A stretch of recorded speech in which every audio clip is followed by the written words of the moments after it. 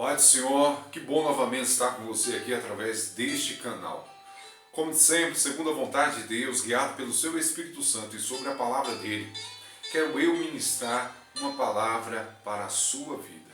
Então eu queria pedir para você um favor, que você emprestasse alguns segundos da sua atenção para mim e com ele o teu coração, porque Deus, ele tem uma mensagem para você. Hoje a mensagem que trago se encontra no livro de Lucas, capítulo 7, do versículo 11 até o 17. Mas não é necessário eu ler esta passagem, mas vou ler o tema desta passagem, que diz: O filho da viúva de Naim. Essa passagem ela é muito conhecida, por isso que não foi necessário eu ler nenhum versículo dessa passagem.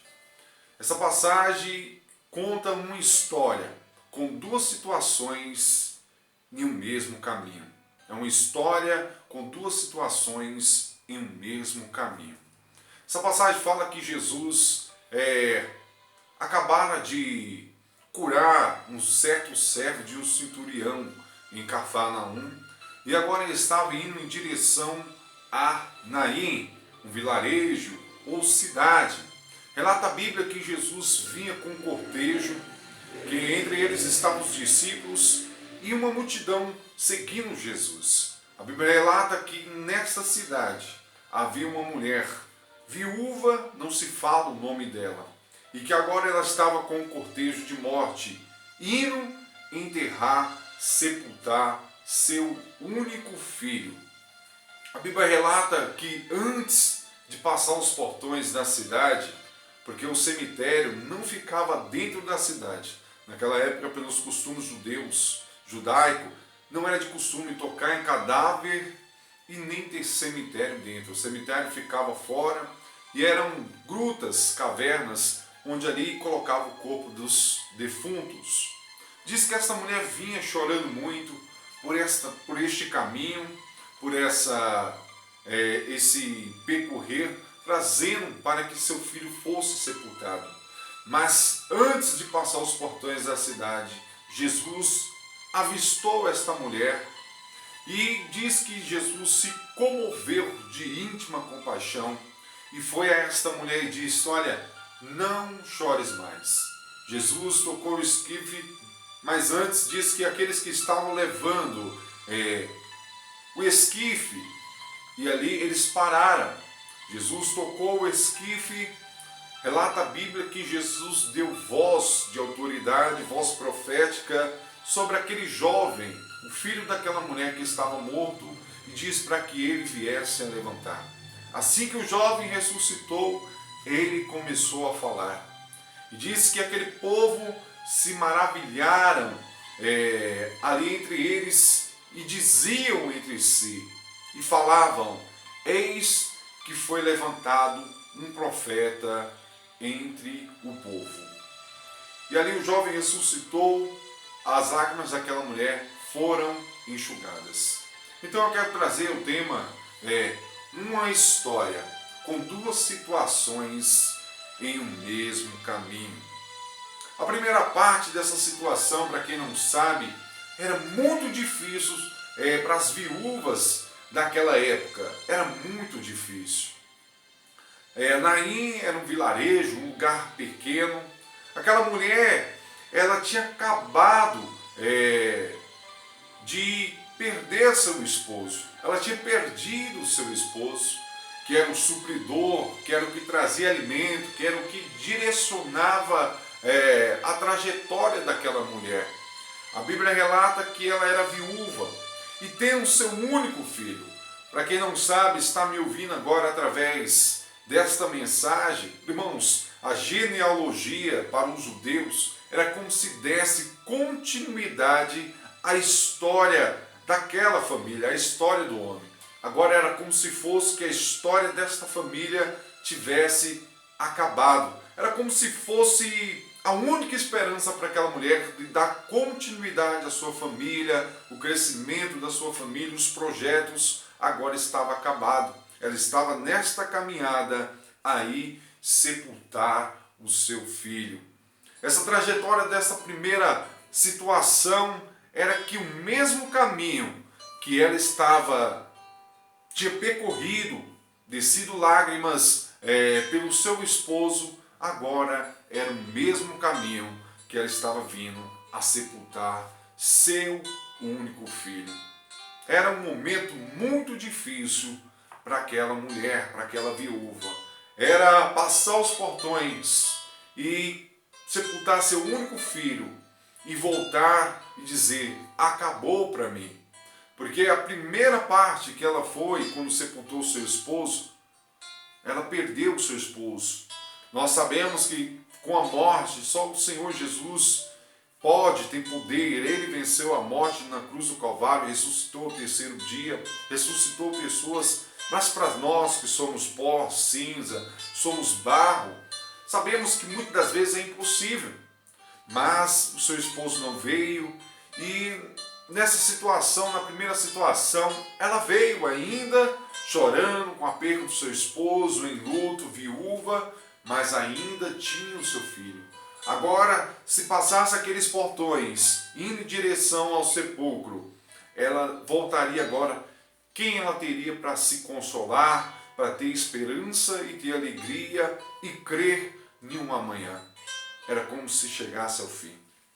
Mas graças a Deus, a Bíblia relata que Jesus estava indo em direção a Cafarnaum. A Naim vinha de Cafarnaum. A Bíblia relata que era aproximadamente um ponto geográfico ali, era 50 quilômetros Jesus andando aquele vilarejo. Jesus estava vindo, irmãos. Jesus estava vindo, você que estava me ouvindo. Ou seja, Jesus, através desta mensagem, ele está chegando a nós. Ele está chegando a você através desta mensagem. A Bíblia relata que havia uma multidão vindo com Jesus. Irmãos, no meio daquela multidão tinha escribas, fariseus, pessoas que procuravam condenar Jesus, acusar Jesus em alguma coisa.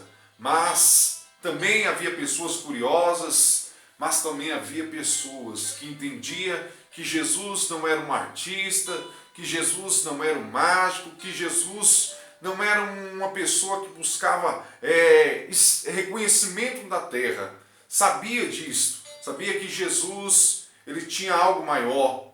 Ele desceu como um filho para ser salvador. Tinha pessoas que sabiam quem era Jesus ali e por isso o seguia. Sabia que Jesus ele podia transformar, sabia que Jesus podia restaurar, sabia que Jesus ele podia pegar as trevas e transformar a luz. Eles sabiam que Jesus ele curava, restaurava, trazia alegria ao pobre, ao sedento, aquele que estava sem esperança. Então tinha esses tipos de pessoas. Então que podemos nos alegrar hoje, se eu e você não é escribas, se eu e você não somos pessoas curiosas, se eu e você sabemos que Jesus ele não buscava honra e glória para si, mas toda para Deus, através da sua vida e dos seus atos, entendemos que algo pode acontecer dentro de alguns segundos através desta mensagem.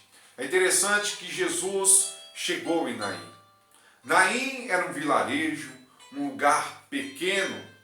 E depois que Jesus chegou naquela cidade, era como se fosse uma cidade calma, passiva, mas houve algo extraordinário naquele lugar quando Jesus chegou. Pode ser que você, a primeira coisa que eu entendo, que às vezes vivemos, já parou para pensar, aquela mulher, naquele vilarejo, naquela cidadezinha, será que eu e você não pensamos dessa forma? Quantas vezes não pensamos no lugar que moramos, na casa que estamos, e pensamos dessa forma: eu não tenho crescimento neste lugar, eu não tenho crescimento nesta cidade, eu não tenho crescimento neste bairro, nada acontece na minha vida. É como se, de certa forma, criássemos um mundinho para a gente. Olha, nada acontece no meu mundinho, nada acontece na minha vida neste lugar.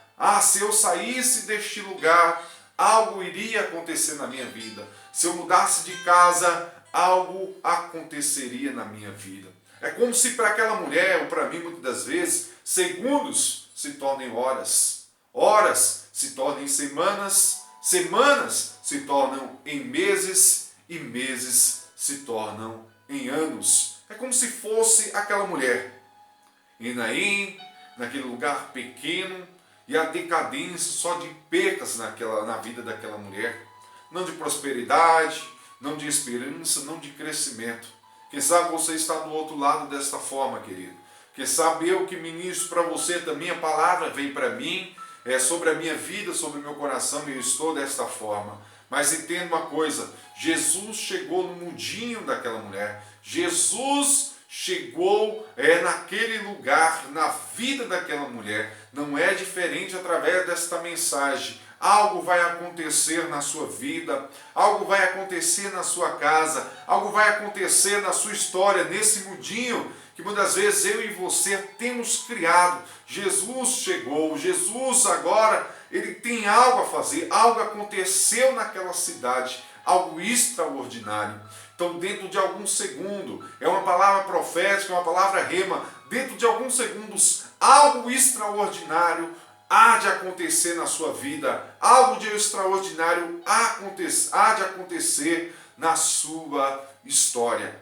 É interessante que a Bíblia relata que aquela mulher, a mesma trajetória da primeira situação era agora, eram as mesmas lágrimas. A pior agora, porque antes tinha um filho para consolar. Agora ela estava indo sepultar o seu filho e voltando, estaria totalmente vazia sua história, vazia sua casa, sabe? Mas Jesus chegou naquele dia. Entenda uma coisa, Jesus se moveu de íntima compaixão e disse para aquela mulher: não chores. Hoje eu e você não sei como está o teu coração, não sei como está a sua mente, querido, não sei como está o seu sofrer, mas eu sei que quando a mensagem de Deus ela vem, ela não volta vazia. Hoje o mesmo Jesus de Nazaré, que lá 2000 anos atrás, hoje, pela revelação do Espírito Santo e sobre a palavra de Deus, ele está à destra hoje, da mesma forma, a interceder, a se comover de íntima compaixão pela minha vida e pela sua vida. Pode ser que você imaginara que a sua história ninguém estava vendo, mas a pessoa principal da Trindade, Jesus de Nazaré, Pai e Espírito Santo, as pessoas dessa Trindade estavam vendo a sua história. Hoje ele vem para você dizer: não chores mais. Sabe por quê? Uma coisa é o homem consolar, uma coisa é o ser humano consolar. Muitas vezes ele te consola, mas não pode fazer nada pela sua vida. Mas quando Jesus ele diz: enxuga as tuas lágrimas, é porque na área da sua vida, nesta área da sua vida, nesta área da sua história que você está passando, querido, é porque ele vai trazer solução. Da mesma forma que Jesus disse aquele dia para aquela mulher: olha, não chores mais, porque no meio dessa trajetória, essa situação não vai ser da mesma forma que a primeira, ou seja, não chore, porque eu cheguei na sua história e algo há de acontecer na sua vida. Então enxugue as suas lágrimas, porque hoje a Bíblia relata que quando a oração, as lágrimas de um crente, de um cristão, de uma pessoa quebrantada, o Espírito Santo ele apanha e leva ao terceiro trono. É como se fosse um cheiro suave mediante a presença de Deus. Deus ele tem enxergado as suas lágrimas, seja no travesseiro, seja muitas das vezes no seu quarto, seja muitas das vezes no seu banheiro, ou dentro de um carro, ou caminhando, ou em pensamento. Deus ele tem visto as suas lágrimas e hoje ele vem com voz ativa dizer: não chores mais. É interessante que aquela mulher estava agora em um esquife. Naquela época não existia caixão, irmãos. Era como se fosse o corpo com faixas em cima de uma maca estava levando. É porque era abominável para os judeus tocarem cadáver, pessoas. Eu quero crer que o escritor escreveu dessa forma, porque Jesus era judeu e ele com certeza não tocou o esquife e sim o defunto. Mas eu quero crer também que lá estava ela indo sepultar o seu filho, sepultar seu único filho. A continuidade da sua história estava indo na mesma estrada. Quem sabe as mesmas pessoas estavam indo com ela, sabe, levar o seu filho, sepultar o seu filho, mas naquele dia algo extraordinário aconteceu.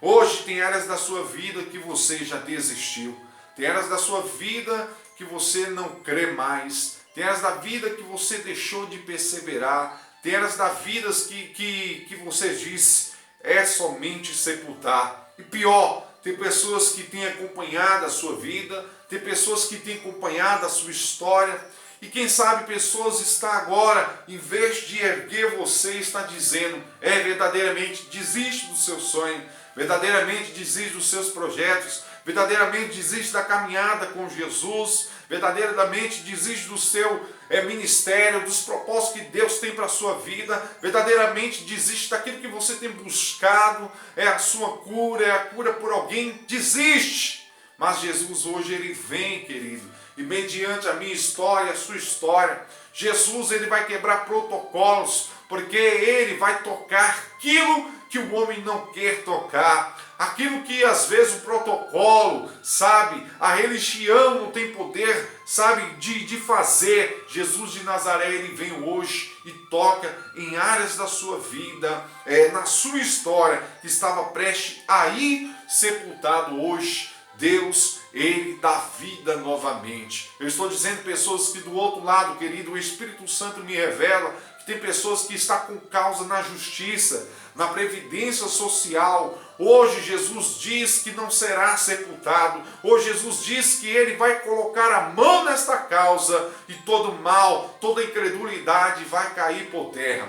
Mas é interessante que as pessoas que estavam ajudando a sepultar o único filho daquela mulher tiveram que parar, tiveram que deixar Jesus fazer algo sobre a história daquele jovem, principalmente a história daquela viúva, a história daquela mulher. Ou seja, pessoas que de longe só ver, sabe o que?